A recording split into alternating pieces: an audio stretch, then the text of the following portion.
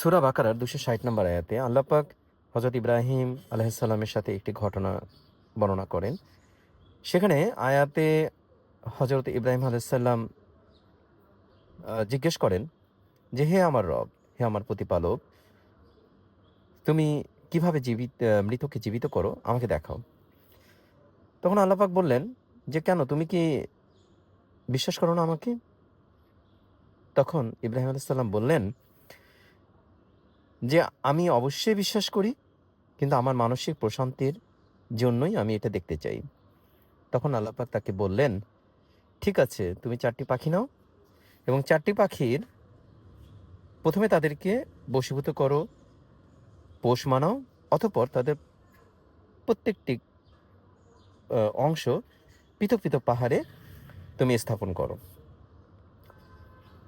এরপর তাদেরকে তুমি ডাক দিবা।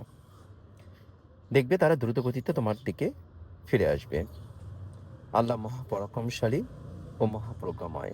এই আয়াতের দ্বারা আল্লাহ পাক এটাই বোঝাতে চাচ্ছেন যে, অবিশ্বাসীদেরকে এই মেসেজটা দিয়েছেন যে, যেরকম দুনিয়াতে মৃত্যু হবে, ঠিক তেমনি মৃত ব্যক্তিদের আল্লাহ পাক সহজেই জীবিত করতে পারবেন।